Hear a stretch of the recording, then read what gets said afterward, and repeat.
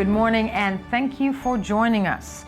In his first televised speech since being ousted, Ukrainian President Viktor Yanukovych says he is still the legitimate leader of the country. It was a second statement made by the Russian city of made in the Russian city of Rostov-on-Don, where he fled to when he was removed from power by the Ukrainian parliament. Meanwhile, Russian lawmakers today are set to debate a bill on Crimea joining Russia as the Ukraine forms a new national force and seeks more help from the West against the Russian move. We are joined in studio by Channel One's Foreign Affairs Senior Editor Oren. Hi, Oren. Good morning to you. And before we try and make sense of all of this, let's take a look at the following report. The political situation in Crimea grew more complicated today, a week and a half after Russian forces invaded the area. Crimea's assembly declared independence from Ukraine ahead of a referendum on the matter set for March 16. Russia's parliament has announced it will discuss the annexation of Crimea on March 21st. Meanwhile, in Kiev, the government is finding new ways to deal with the unrest in the Crimean Peninsula. We asked to create the National Guard as the basis of the internal forces of Ukraine. Its aim is to protect the country and citizens from any criminals and external and internal aggression. Negotiations between Russia and the West have seemingly run aground. Moscow revealed today that U.S. Secretary of State John Kerry postponed a scheduled meeting with President Vladimir Putin. French Foreign Minister Laurent Fabius called the potential annexation of Crimea by Russia as illegal and warned Putin against taking further steps.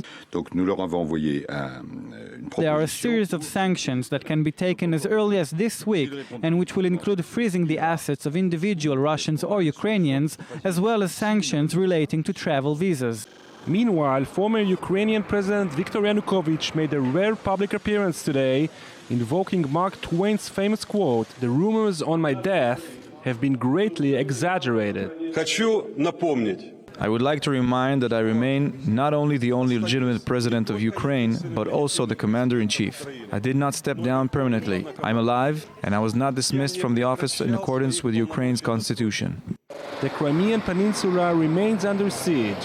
According to reports, Russians have seized the local airport and stopped all flights, except those arriving from Moscow. Russian vehicles will also be moving towards the city of Yalta.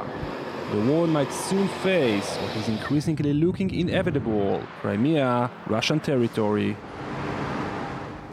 Also joined from Crimea by Russia Today Middle East Bureau Chief Paula Sleer. Paula, good morning to you. Good morning. Thank you for having me. Thank you for being with us as always. Real quickly, actually take your time. What is going on the ground right now at the disputed area, so to speak? Well, the main emphasis here, of course, is on this referendum that's coming up on Sunday. And there are these conflicting reports as to whether or not there's going to be violence that will accompany that referendum. What you see right now in Simferopol, which is where I am, in the capital city of Crimea, is essentially people going about their everyday life. But there certainly is an increased presence of what they're calling self-defense units. Now, these are people that are sometimes covered, they have their faces covered, sometimes they're walking around with army insignia, sometimes they're armed, and sometimes they're not. They're a mixture of people who come from a military background and ordinary volunteers. So, for example, you could go to the government buildings here and you'll see them standing on the perimeter. 2 nights ago, I went to one of the 3 main checkpoints that comes into Crimea. You see them standing with huge rifles guarding those checkpoints. They say that they're afraid that people are making their way to Crimea from Western Ukraine with the idea of provoking the situation and trying to cause instability ahead of this important Sunday vote.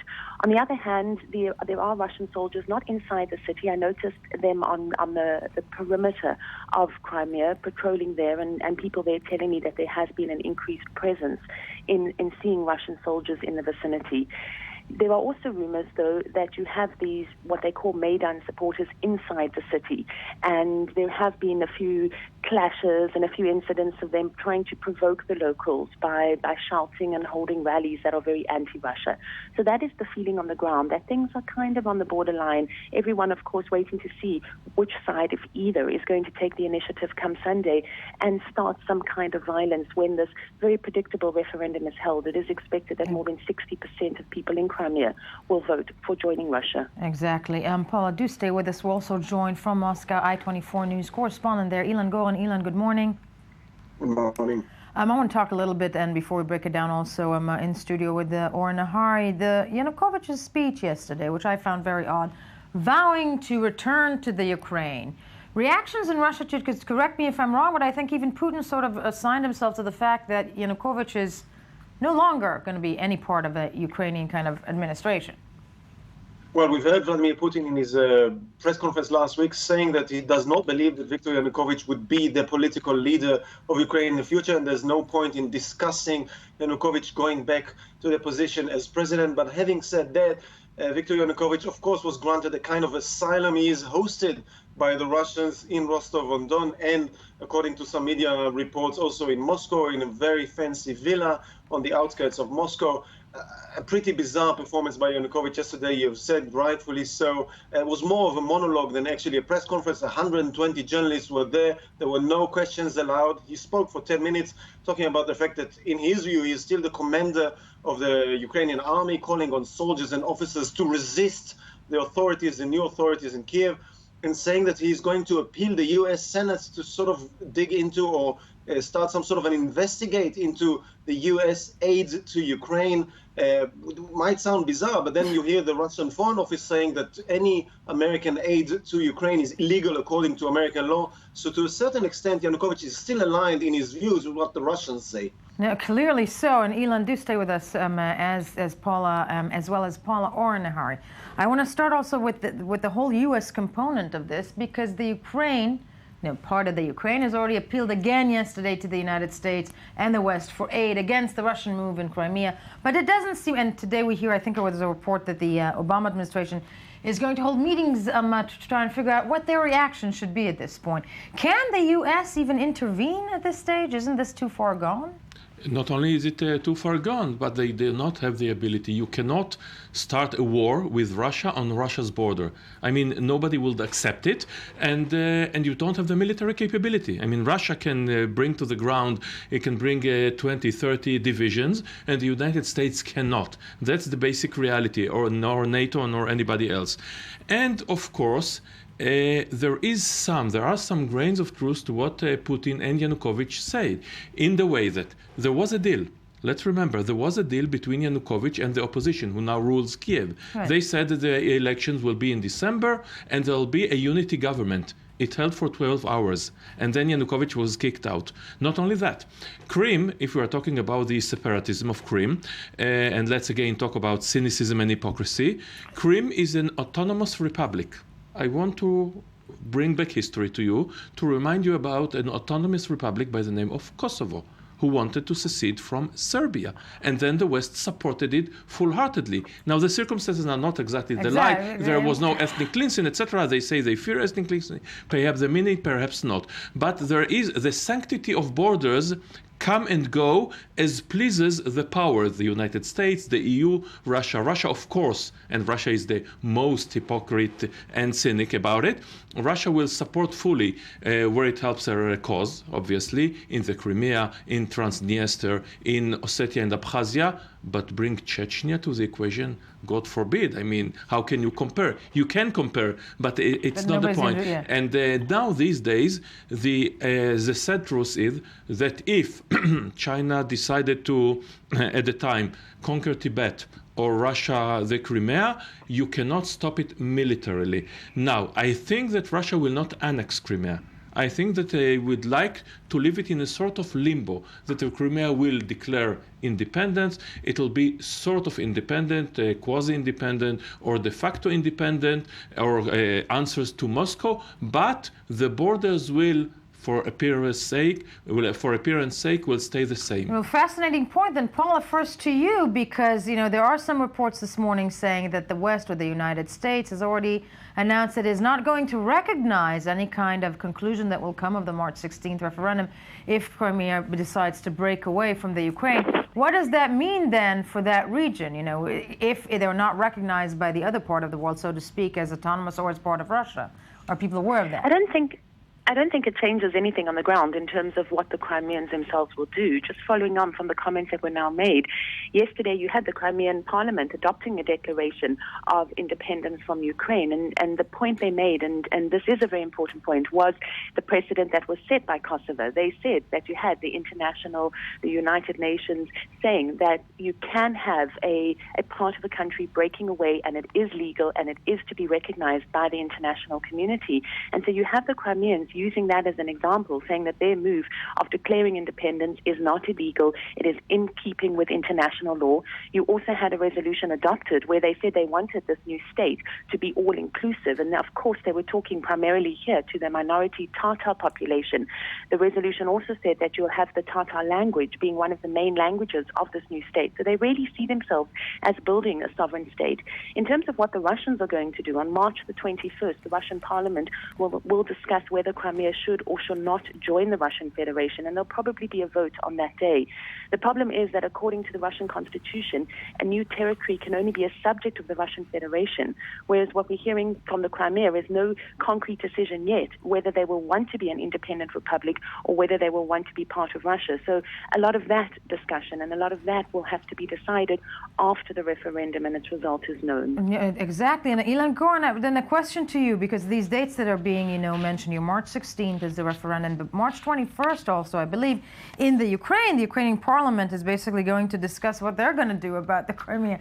So, I mean, is Putin, and you're in Moscow, because everybody's already sort of seemed to be bearing this conflict as a non-war conflict, and, Putin has done all he can. I'm wondering if that is the feeling in Moscow, and, if the Ukraine, the western part of it, at a certain point decide that it's going to try and push more to get Crimea back. Is Putin going to go and, use more force? Is he willing to do that? Can anybody even foresee what his next move will be in terms, of what comes out of these referendums?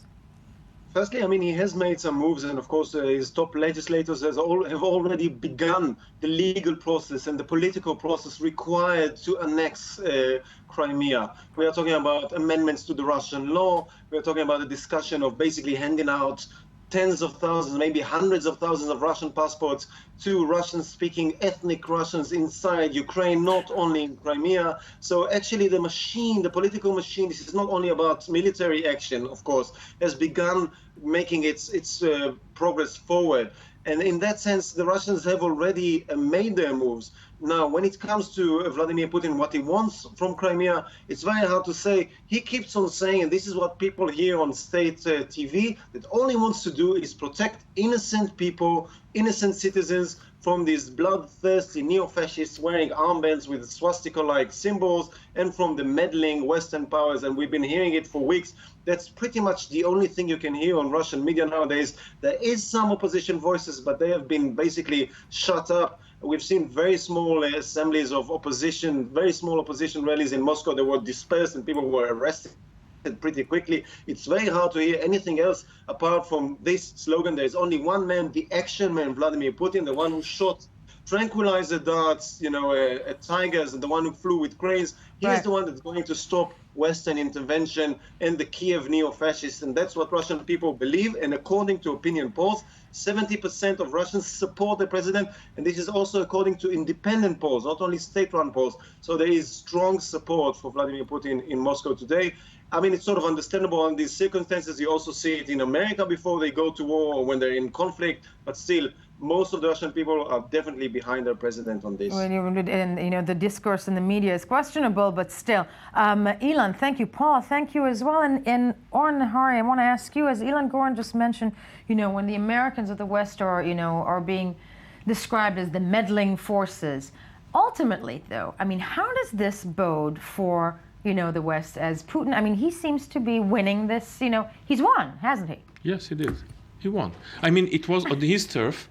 It was something that the Russians mostly support. Let's remember that the Crimea was after it was tighter, it was Russian. I mean, for 250 years, and because of Khrushchev whim, they gave it to the Ukraine, and suddenly that can be said in so many areas in the world. You know, at the end of the day, it's still part of the Ukraine. So the sanctity of borders again can come and go according to whims. And yes, you cannot force Russia at the moment to relinquish Crimea if they don't want to. Big question whether they'll go all the way and annex it. Again, I do not think so. But yes, we are living in a world of, I don't have to tell you, it's our business, of images. Yeah. And again, that's what I mean. Obama is the wimp. And again, the West can talk the talk, but cannot walk the walk. And Putin, the macho, the man, he can do whatever he wants, and the West can do almost nothing. It's not exactly true, but again, this is the image, and the image can be sometimes all important. So perhaps on this one, perhaps the West will overreact, or some other place, just to show that they are still on the arena. They call the shots somewhere. Yes. Paula Sleer, Ilan Goen, Oren Nahari, thank you all for joining me this morning on this complex yet fascinating issue. When we get back, Interpol says it is inclined to conclude Malaysia Airlines' disappearance was not a terror act. That said, plane yet to be found. First, though, let's hear some more of the morning headlines.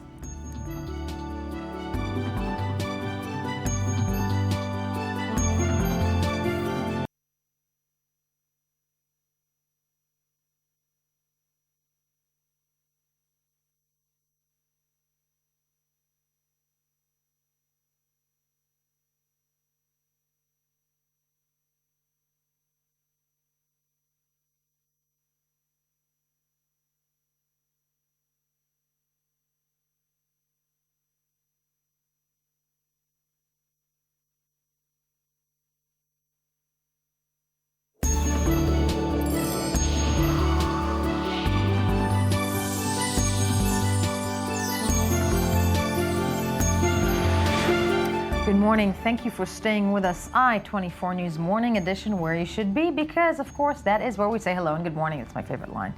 To our one and only Anthony Grant, who joins us daily to discuss the news you might have missed while scanning the headlines. I got it right. Yes, thank you. Good blustering morning to you, too. Okay. Brooding weather here in Tel Aviv. Definitely, man. It's finally, winter has arrived for its last hurrah. Exactly. Yeah. Well, speaking of last hurrahs, expensive. Israel's an expensive country in terms of partying, and you think you want to go out, but maybe you just have to be careful how often you do it, because the cost of living in Israel is higher than in any other OECD country. That is ridiculous. According to this Israel Hayom headline. This is ridiculous. OECD, of the Organization for Economic Cooperation and Development. It's like 34 pretty developed countries, and this statistics report shows that prices in Israel across the board are 13% higher than in the OECD countries, despite the fact that Israel's GDP is 16% lower. Yeah. So you have to wonder why. Why? I don't know. No, and the article doesn't really tell you. Yeah, I think that was the enigma in the minds of many people who took to the streets in 2011. Yeah, what happened with that? Exactly, that's something I discussed with a cab driver. Well, the price of cottage cheese came lower, but a lot of other prices everything else just went inching up. Don't get us started on rent. Okay? Right. So here's another issue that is always in the on the front page in one way or another, and the New York Times has it. Israel watches warily as Hezbollah gains battle skills in Syria. Yeah. Now, this is by the Times' Jerusalem correspondent, and basically the article is talking about the fact that with Hezbollah's having some 4,000 or 5,000 estimated fighters in Syria, taking them away from sort of the radar of Israeli concerns directly at the moment, but are they gaining valuable battlefield experience? And eventually they will go back home, so to speak. Right. Yeah. And at the same time, what the article doesn't mention, but Hezbollah, on a political level, the new government in Beirut, in Lebanon, which has Hezbollah factions in it, they want to see in the new government sort of policy officially that resistance to Israel is enshrined in the new government's what I'm looking for is agenda. Agenda, ideology. So they may be distracted in Syria at the moment, but politically they still are assiduously hanging on to that angle and helping the snowball that is this region. Yes. So Israel, the defense establishment, of course, is very aware of. And very tumultuous, and a very risky border up there in the north. Yes, tense as well, especially along the Golan Heights. Syria border now is apparently becoming a greater source of friction than in the recent past. Yeah. The article mentions that too. Definitely makes sense with the 3-year-old civil war going on there. Right. But yes. Yeah. And of course, back to Ukraine.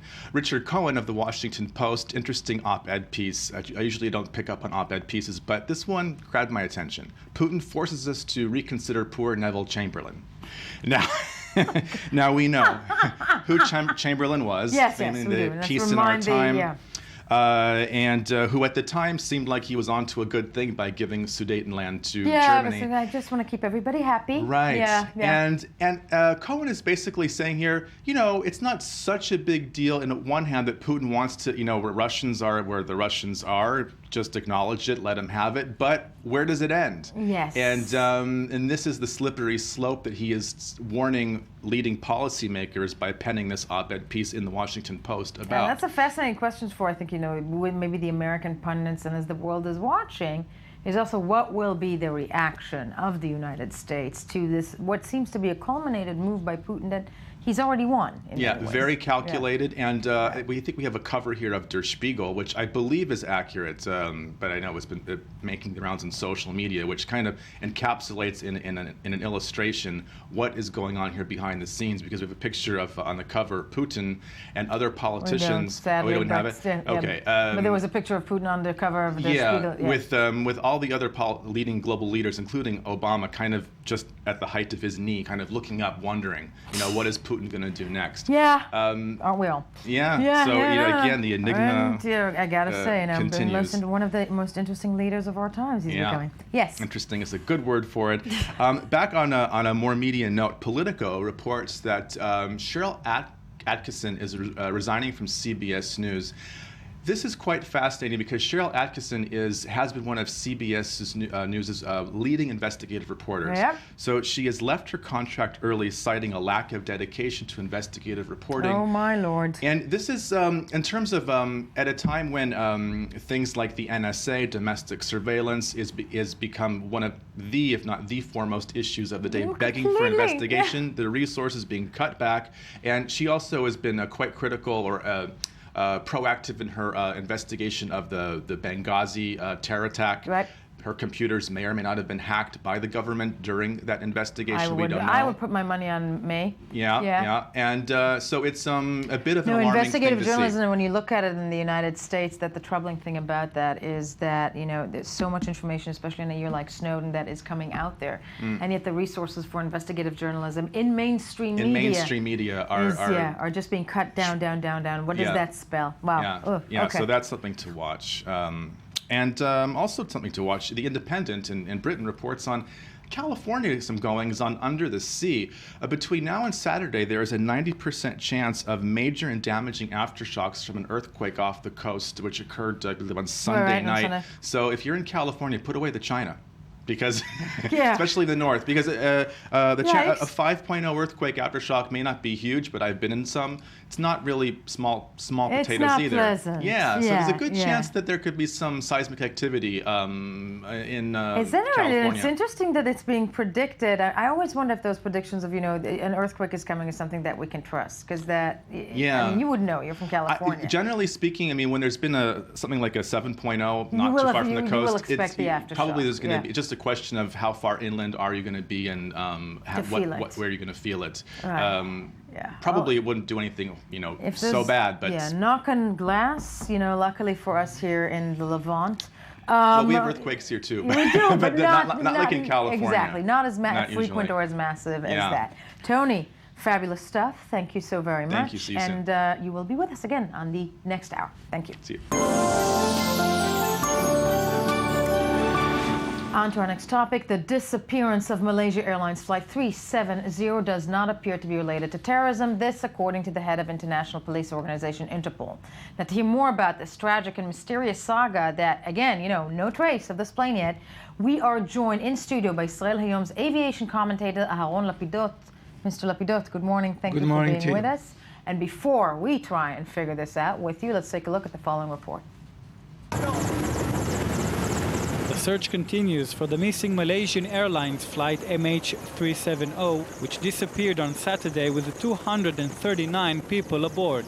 Vietnam contributed its part in the search as rescue teams combed parts of the Gulf of Thailand for any signs of the missing jet, which lost contact while passing through the Ho Chi Minh air traffic control area.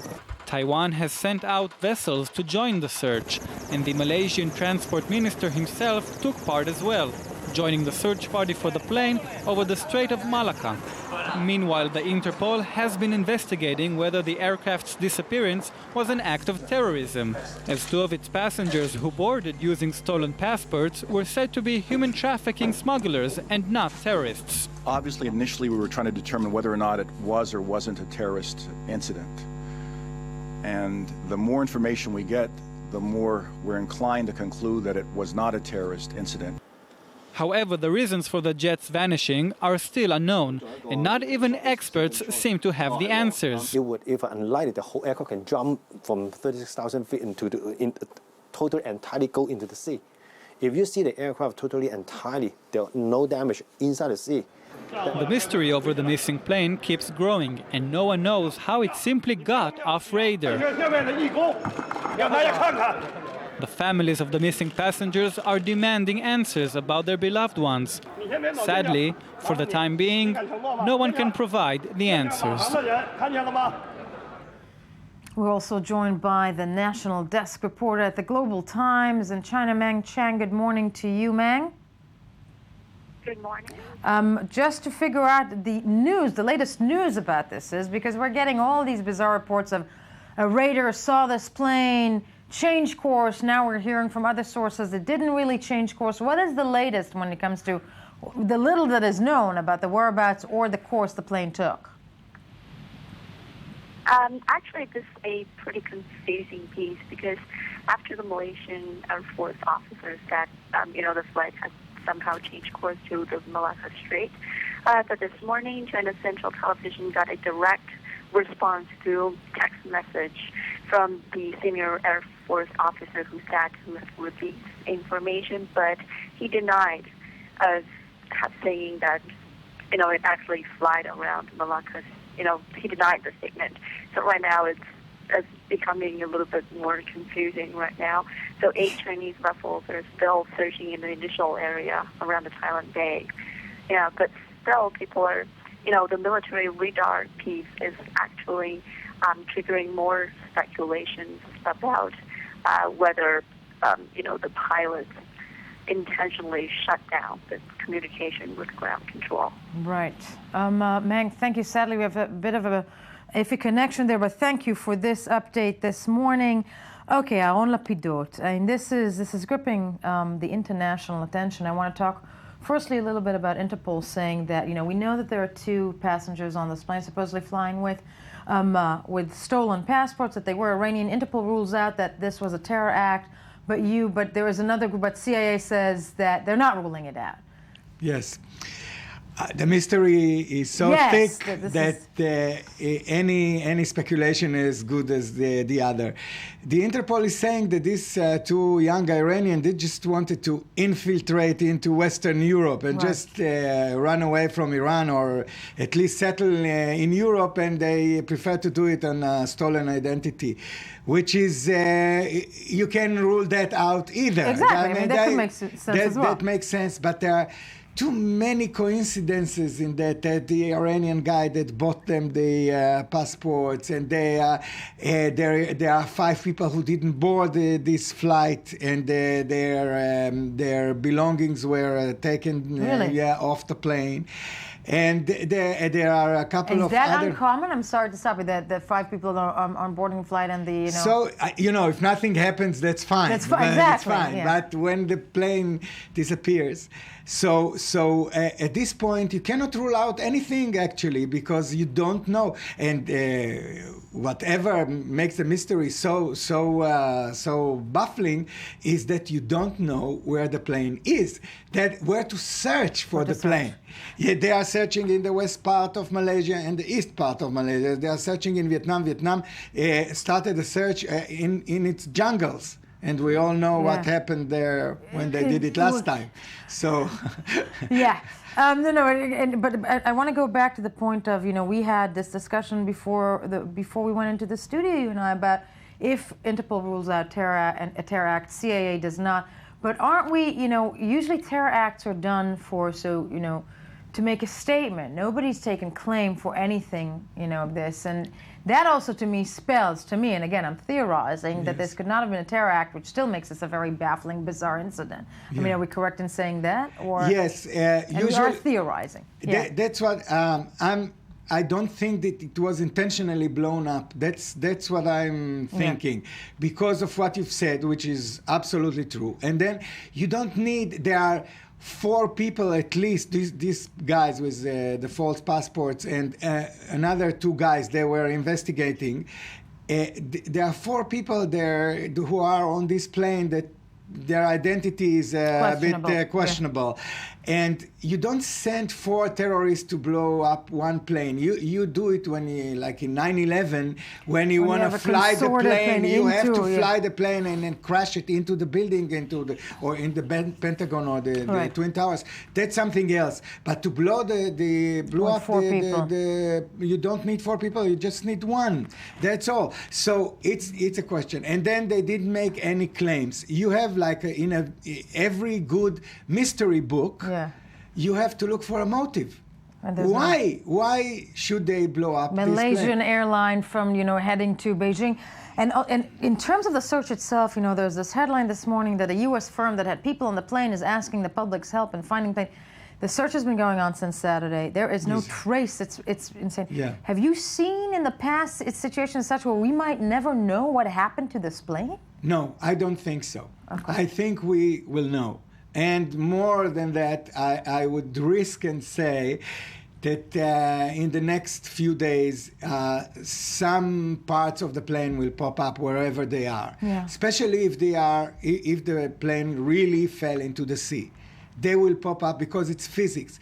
There was a very famous case, which is quoted a lot in the last days, the Air France that fell into the Atlantic Ocean en route from Rio de Janeiro to Paris in 2009. And then 5 days there, which is today, 5 days till the first debris surfaced. Actually surfaced. So this is not the... it's not that completely over. Thank you so much for joining us. You will be back. Great information when we get back. Tel Aviv Fashion Week. We'll hear all about the hottest trends you cannot miss. First, though, let's hear some more of the morning headlines.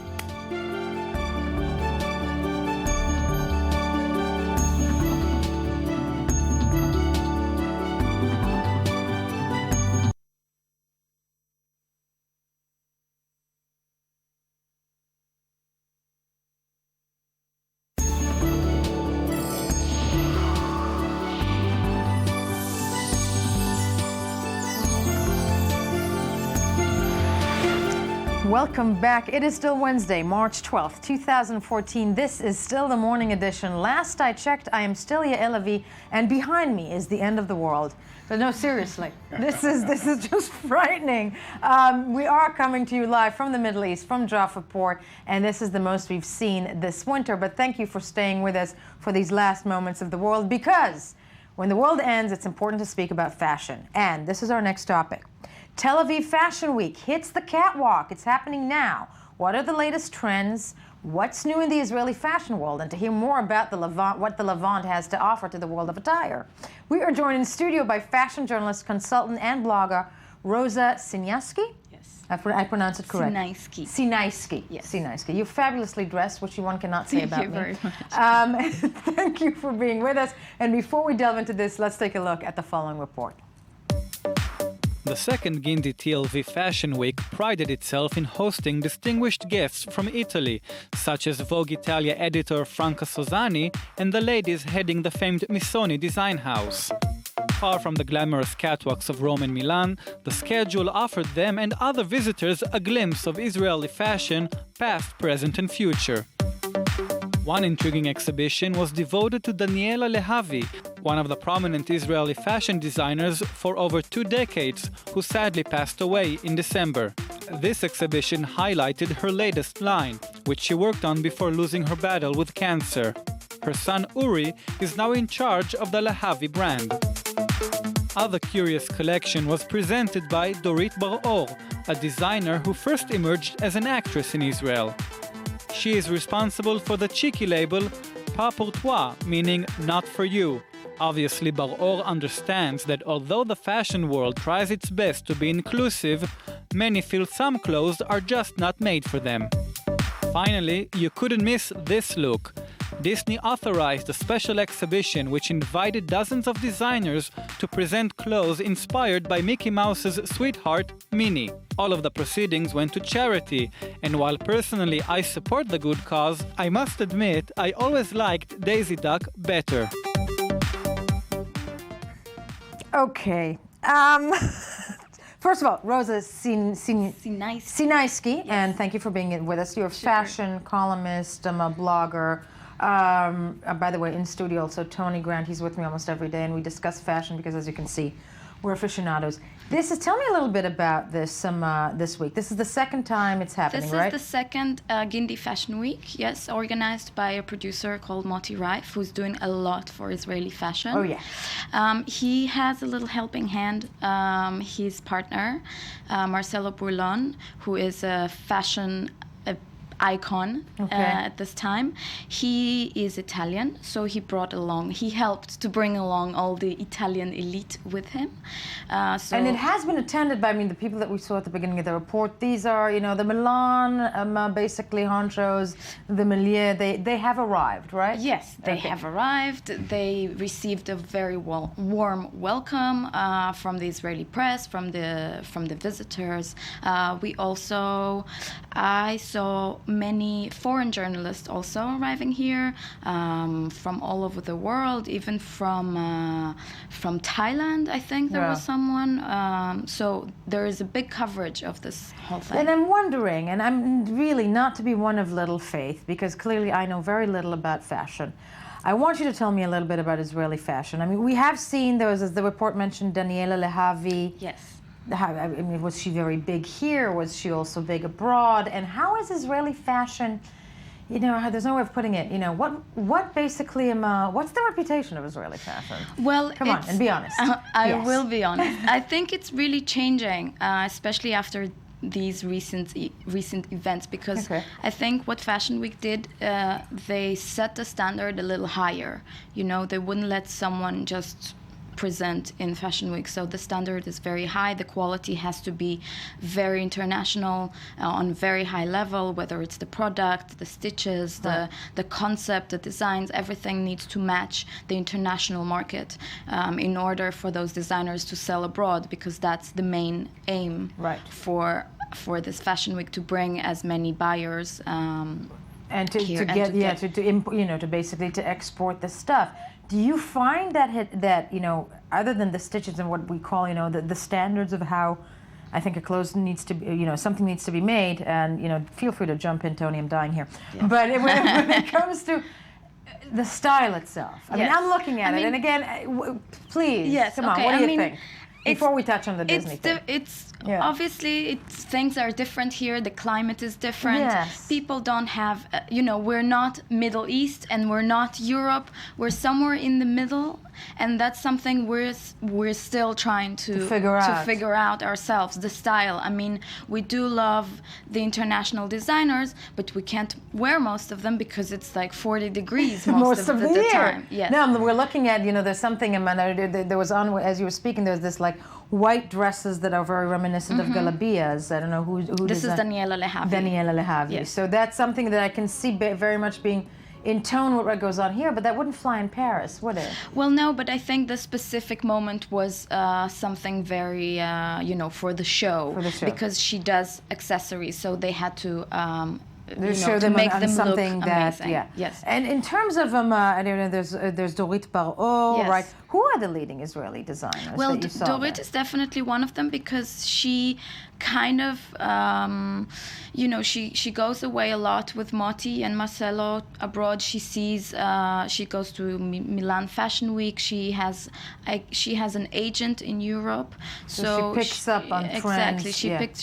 She's really into the whole thing. She gets inspired by the big fashion houses like Valentino and Givenchy and translates it into her own kind of language, maybe local language. Yeah, I was about to say, do you Yes. find that it gets the translation? I'm looking at something, so that it gets the translation of, Yes, the Middle East? you of a can little- definitely there is a feel, all these ornaments and all the, Oh, yeah. kind of tribal chic. No, that's definitely Paris meets Yemen. Yeah. Paris meets Yemen. It's Yeah, Israel, no? That's Paris meets Yemen. That basically, describes what we are here in many, many ways. I am wondering though if this is something that could sell, because the aim, as you said at the beginning, is to sell these designs overseas. Is to sell them, abroad. Well, and do we find that they're selling there? Yes, well, you mentioned Daniela Lehavi, and they're selling abroad also. Yeah. They have a couple of stockists in Japan, and I think in the United States. And really quickly, before we move to the web thing, is just the Disney thing. What was thing. that? Why? That was really fabulous. If you've been there, you would have seen. You had to be there. Yes, look. It's a slap on my face. Yeah, wow. I mean, it was a charity event. All the everything went to Variety, if I'm not mistaken. So each designer chose a muse. And then there's Minnie Mouse, and a true designed fashion a little outfit inspired by Minnie Mouse. It was just Minnie? Okay. Just Minnie. Okay, and this because is I was the looking for outcome. Goofy. I would choose Madonna. From the 80s? Those that's so like... That is Madonna. Madonna meets Minnie Mouse, I guess, Wow. And there's no rules in fashion. You can mix and match, Morocco. and as long as it looks good, you won. Amen. Rosa, love this stuff. Thank you for being with us. Thank you so much. You're locked in the studio because we're moving to to Tony and the web review, the daily. What's going viral out there? Well, Edward Snowden is still making things sizzle. Seriously? Wow. Yeah. All right. Didn't he give a speech? He did that remote thing at South by Southwest, which I'm going to get to in a quick second. But before that, the NSA also making news for other reasons. Apparently, they have their own advice columnist. They do? Ask Zelda. No, get out. The NSA has an advice columnist. Yeah, The Intercept, which is Glenn Greenwald's new media venture, reported on this unlikely story. And this is that's for NSA employees? That's if you're sitting and you're confused while you're listening to the entire world. Yeah, if you have some concerns, some moral issues, you can just ask Zelda, apparently. And of course, now everybody knows about this so-called secret column, advice column. Do they know who Zelda is? It's me. No, it's not. No, something to do with F. Scott Fitzgerald. I don't know. Exactly. No, but it's not named, and these are. That's so creepy. It is a little bit odd, but apparently it just goes to show that even within the National Security Administration, there are people that questioning things, and it's like what an enigma. Yeah, maybe they're having maybe Snowden himself. Maybe was Snowden Zelda. didn't get good advice. Yes. And he got bad advice from Zelda. Yeah, I know. What's next? Free NSA Ciprolex. On a related note, the South by Southwest Snowden gives thing, which is still in progress. The glass holes are in attendance. Oh God. Yeah, the glass holes. Now, for those who don't know, this is these people who are wearing the optic Google glasses, which are not marketed yet, but they're the test marketing phases. We already hate them. San Francisco, more power to them, are just like banning the glass holes is a really good name. It's great. Actually, it's been used on some Google's own information sheets about how to use Google Glass. There's like a tip sheet somewhere of like how not to be a glass hole. So they have a little bit of a sense of humor about it. But the thing is, they're milling around in the South by Southwest conference, which, by the way, you know how expensive this conference is? How expensive? Just to get a pass to like the film part is like $650 for a badge. I mean, this is that's ridiculous. This is $1,000 for like a global ticket. Keynote speakers are Lady Gaga like and Chelsea Clinton. Adam Carolla. I mean, it's expensive stuff. Yeah.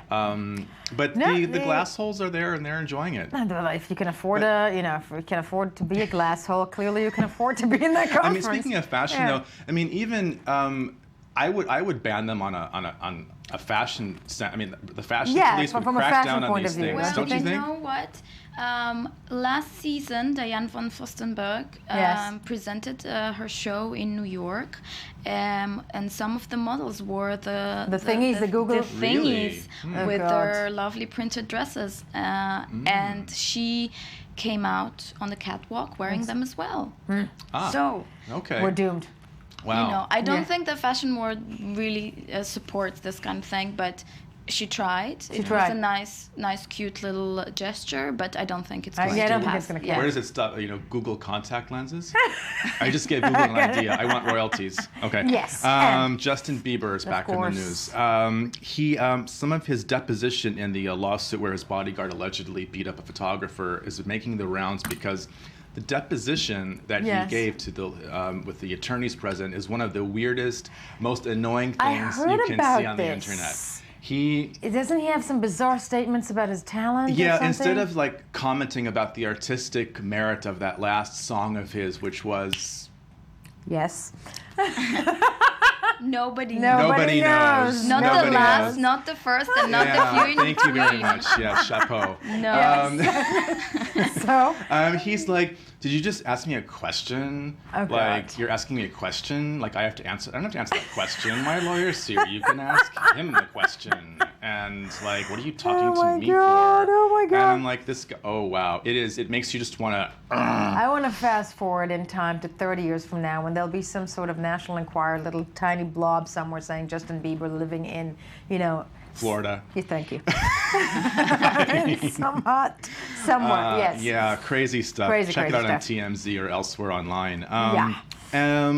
Speaking of pop music, which actually has some gravitas to it, Pop Crush did this survey. What is the best song of the 80s? Billie Jean versus When Doves Cry. But that was the big fight of the 80s of who is better, Prince or Michael Jackson. Michael Jackson won this poll. Shocking. Yeah, come on. I mean... Billie Jean, although I'm a Doves girl. Oh, I'm a Doves boy.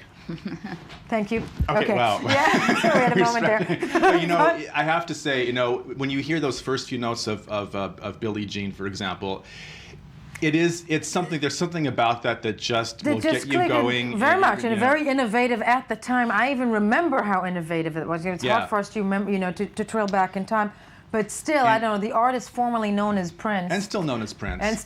You know that Billie Jean, he did it in one take, that song. It was start to finish. Yeah, which is, I guess, unusual in the pop world. That's very unusual. Yeah, That's very unusual. So talented. Talented genius and tragic at that, obviously. Wow. And, yes. Cats. Of course. That's my second favorite topic. You're in the right studio. Yes, cats. Well, it's the World Cat Congress right now. It is? Where? In Miami. Why am I not there? Why are you in this hippie fashion thing? Yeah. Where is it? I mean, cats are always in the news, right? But it's in Miami. Yeah. Sorry, Florida, obviously. So it's a cat. The cat's what? The World Cat Congress. Can we see some images, please? Yes, thank you. World Cat Congress 2014. At the Airport Convention Center. Yeah. If you're a cat, that's the place to be. Definitely. What's that cat doing exactly, just so I can figure it out? Just being cute. She's being cute? That's what they do. When they're not attacking you. Oh, amazing. Yeah. Yes. Things to be discussed in the Cat Congress of 2014, World Affairs. World Affairs, obviously all matters feline. No, and Tony, obviously, this is Miami. My best moments of the day is the Cat Conference. Anything else? Or French Army food is doing great in secondary market and flea markets in Timbuktu. What is... They were the French military rations? Yes. Who does the research? Okay, 30 seconds to leave you with that, folks. Yeah, Okay. Oulala to cassoulet if you're shopping in the souks of Mali. It's a great secondary market for yes, folks. French food. Remember that. Now, when we get back, how the politicians of the world spent their week on Instagram. Come back to us. First, we're going to the news. Thank you.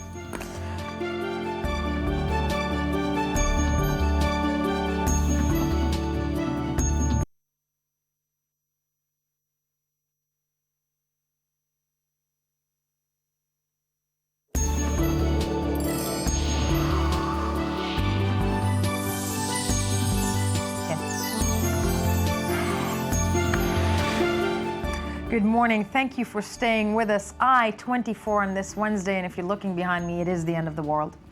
So it seems. But we are joined, before it all ends, by I-24 News diplomatic correspondent Tal Shulev, bringing us the weekly mix of politics and Instagram.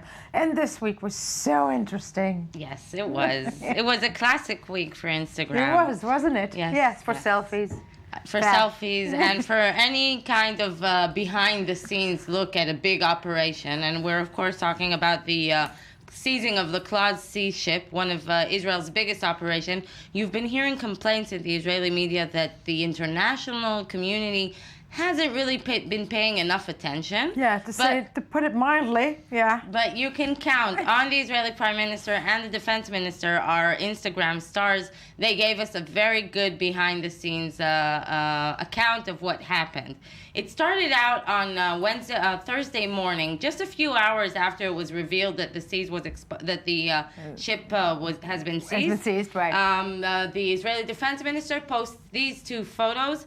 These are from the Marine Control War Room, right? And with the IDF Chief of Staff in the and you have to have also Netanyahu at the phone. same time yes. was in the United States, in the West Coast, on a trip to LA and Silicon Valley, but he didn't want anyone to miss out that he's the first in chain of command. Of course. So he posted that photo that we saw earlier, that he was speaking on the phone, just to show he wasn't sound asleep. It's him and his it wasn't 3 o'clock in the morning. Quite good-looking secretary, military attaché together, giving the show. Mm-hmm. And then during the weekend, the Instagram. Did you just flatter the military attaché? No, I'm just saying. Yes. Okay. No. This is where I can do it, right? We can talk about Kerry. We can talk about the military one kind of by the attaché. side. The very good-looking military attaché, according to Tal Shulev. Yes. Okay. During the weekend, Ya'alon, the defense minister, continued to post photos, and he posted this photo of the ships arriving at the Eilat port. But then came Netanyahu, who moved on to a photo op in Eilat, a big photo op. He invited all of the international media. So he posted a photo on his way that everyone will know that he's on his way. He's coming. To expose and present the ammunition caught on the ship. And he also didn't forget the selfie trend and gave us a very, very well-known and retweeted selfie photo. Him with some of the soldiers. Where is it, guys? Come on. Where is it coming? It's coming up, right? Okay. Wait. Well, that's first of all Ya'alon and Netanyahu looking at the ammunition. And this is the selfie. Yes, this looks like the Entebbe operation. Okay. It's not a bad selfie, we have to say. Yes. I mean, it does. I mean, Ellen DeGeneres did manage to beat that in the Oscars, I think. It has its character. It has its character. But Netanyahu is trying to do some social media. His nemesis in Iran, we discovered, we like to talk about his Instagram account, yes. So we discovered an interesting new account this week. Khamenei has a regular Instagram account, and he also has another Instagram account called Instagram Quotes, Khamenei Quotes. Each photo has a quote of Khamenei from different parts of his history and career. We picked just that's quite genius. It's quite genius. It is quite genius, I have to say. Okay. Well, we picked just a few highlights. I'll give you the few highlights. One from October 2005. This is a quote he gave in October 2005. The U.S. government is after establishing an empire to dominate over the Middle East, Central Asia, and Europe. The European allies knows well that once they gain dominance over the Middle East, they're going to move on to other regions of the world. Another one in December 1992 about women. Right. They introduced women as tools for indulging men, and they called it women's freedom. While in reality, this is freedom for dissolute men to seek pleasure through women rather than freedom for women themselves. This is Khamenei's feminism. Yes, And women's freedom, according to the Ayatollahs, yes. Yes, and the last quote is about how Muslims are mistreated in the world today. He complains about how Muslims are mistreated in the world today with this photo. They know their social media. Yeah, I have to say, I mean, if we started off with Netanyahu and Israel and the ship, and granted, I found the whole thing a little bit phallic, but I'm just a woman. But it seems that the Iranians have got it down, and I'm wondering though if maybe the Iranians were the only ones watching them, and vice versa. Because as you said at the beginning, not the international arena is not really picking up on these things. It's a war. It's on Instagram. It's a war, and it's on Instagram. Exactly. May they all stay on Instagram. Yes. But with all due respect to Khamenei and Netanyahu, you know who runs the world? Michelle Obama? Girls. Of course. Sorry, Daniel. I was well aware. Yeah. We are. Go back to your childhood. Have you ever been called bossy? Ever? Are you kidding? They never stop. Me too. Okay. So this one is for you and me. There's a new campaign going around by Facebook mojo Sheryl Sandberg. She's been very critical of the use bossy for women, and she's launched a public campaign, a very wide public campaign with the hashtag ban bossy. She says that bossy is a negative label that's too often applied to young girls, and it discourages them from having an opinion leadership, having an opinion. So first of all, there's this really cool video going around. We can watch it. Let's take a look. Pushy. Stubborn. Pushy. Stubborn. Bossy. Bossy. When I was growing up, I was called bossy. I think the word bossy is just a squasher. Being labeled something matters. By middle school, girls are less interested in leadership than boys. And that's because they worry about being called bossy. We need to tell them it's okay to be ambitious. We need to help them lean in. Words matter. Let's just ban the word bossy. And encourage girls to lead. To be strong and be ambitious. Listen to your own voice. There are no limits. Dare to be you. You can change the world. Let's ban bossy. Be brave. Be you. Ban bossy.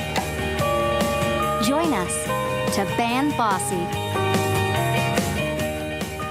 I thought this was heading towards, I'm not bossy, I'm the boss, right? Well, that was that's Beyonce's slogan. What do you mean bossy? Amen. But but guess who joined the campaign? Of course, Michelle Obama. I was about to say I was missing Michelle Obama. So she posted a photo this week on her Instagram account talking about the Ban Bossy campaign with the hashtag Ban Bossy, and two other favorite female icons we spotted with the campaign was Victoria Beckham, who posted a photo on her Twitter account, right? And Christiane Amanpour, one of my personal favorites, and I think we can definitely join the call from here, ban bossy. Yeah, completely ban bossy, because we are the boss and we rule the world, and as such, Daniel Roth, I'm so sorry, but try and beat that. Danny Roth. I got nothing. You got nothing. I'm dying here. Okay. Yes, and we have Daniel Roth of The Economy magazine, who's always so gracious to join us. And you are here today with actually a favorite story of mine, and that is the upcoming World Cup and the battle of Nike and Adidas. These are the two major sports companies, sportswear companies. Michael Jackson and Prince. Almost. Yeah, it's that magnitude. Yes. It's but Adidas is the old timer, long time champion, and Nike to some extent it doesn't feel like it, but they're the newcomers. They're the up and coming kid. That is in the world of football. In the world of football, they only entered that world in 1990, whereas Adidas has been there for 65 years. And we have a story of this. Yeah, let's take a look. Construction is accelerating and teams are training harder as the World Cup in Brazil is less than 100 days from its start. But for sportswear companies, the competition has already begun. Last Thursday, Nike and Adidas presented their new cleats, a hybrid model halfway between a shoe and a sock. The boot is different from what we have seen. It is a novelty for me, totally different from what I have used before. I am happy of how the process went and how it feels. And for the first time, Nike is beating Adidas for the number of teams wielding their logo. We've got 10 teams that are actually on the pitch, so we're really excited, from Brazil to England to France to Holland. Meanwhile, Adidas dropped to 8 teams from the 10 they had in 2010. The duel between the two companies is for a market worth several $billions. The Brazilian sportswear market in 2014 alone is expected to grow by $1.4 billion, or 12.5%, according to Euromonitor. Adidas' revenues from football sales are just under $3 billion, while Nike, newer to the game, is hovering around $2 billion. The World Cup's going to help us all around the world. I mean, football is clearly the #1 sport all around the world. It's an exciting time for consumers everywhere. So what we're going to get a chance to see is we'll bring great innovative products to the marketplace. While the two companies together control about 80% of this market and continue to battle it out, Adidas' history is long and the German company's name may still carry more weight in the football world. After all, it is their design on the official ball of the competition. Still, Nike is not far off. Okay, so joined by Daniel Roth of The Economy magazine, I think the thing that's fascinating to me about this is what you started saying before the piece there, and that Nike is, entering the World Cup or the world of soccer. I can't believe I said soccer, football. This is the true football. I mean, well, we're just on this side. If we were in New York or something, we could say soccer and not risk it when we walk out of the studio. But I just felt bad myself right now. But it is, they're entering this, and the World Cup, we have to remind people, is the, it's the golden event for football. For Canadians out there, it's the Stanley Cup of soccer. It's and now I know where you're from. Okay, and so basically Nike trying to beat Adidas in the... Well, look, Nike's actually beating Adidas now. Adidas had been sponsoring 10 teams in the last World Cup, and now they're down to 8, and Nike's up to 10. Wow. Nike's winning. They've got most of the market share on sportswear in general. And they're really they've basically taken over the football market now. How much money is involved in getting, this is huge amounts of money, right? For the two companies in a regular year, you're talking like I said, it's combined over $5 billion market. And this year, though, they expect the market to bump up another $1.5 billion just because this is the year that you buy a new jersey. This is the year if you want to buy new equipment, that's what you're doing. There's, probably an influx of kids joining soccer leagues around the World Cup. Around the World Cup? And they're not, in a lot of cases, they're buying Nike and Adidas. Adidas, again, the old favorite. Nike, the new up-and-comer. It's fascinating to me because, as I said, I'm such an Adidas person, but I am also 100 years old. And Nike heading into that. And so World Cup in terms of, I'm just looking at the amount of money generated around this event, be it, sportswear, be it advertising, whatnot. This is going to be massive. I'm sure it's an interesting thing to watch. Absolutely, and Brazil's obviously spending an enormous amount of money, hoping to get an enormous amount back. They're experiencing a lot of protests because a lot of the Brazilian people don't think that it's worth the investment. Yes. That these billions and billions going into soccer ought to go to public transportation and food for maybe. Maybe. Yeah, maybe we need to live. Okay, but also coming up tonight, you have something that I find very interesting, and that's the breather. That's an East Coast invention? Right now, they've got 3 spots in New York. It's a brand new thing. Basically, if you have meetings all around town, as people tend to do now, and don't have an office, people tend to do. So this is an app? It's an app that connects you with a private space to work. You've got a desk, you've got a sofa, you've got Wi-Fi, and they send cleaners in between. So you order a place for $25. You get an hour of work time in Midtown Manhattan. Say you're coming in from Connecticut or something. You're not going to go home. You don't want to work in Starbucks. You want a private space. So you nothing wrong with Starbucks. No. Please, if you're watching. No. Really, we love you. No, because I was thinking this exactly that. I'd spent time working in Starbucks, by the way, writing. That was what I did in Manhattan. But then with there's an only app, so much Easy Rock you can take. Though, exactly. so. I mean, there's that, and nothing wrong with Easy Rock. No, love them. But I'm looking at this app and I'm thinking, this is just my dirty mind. But are people using that for workspace? Because it sounds like something.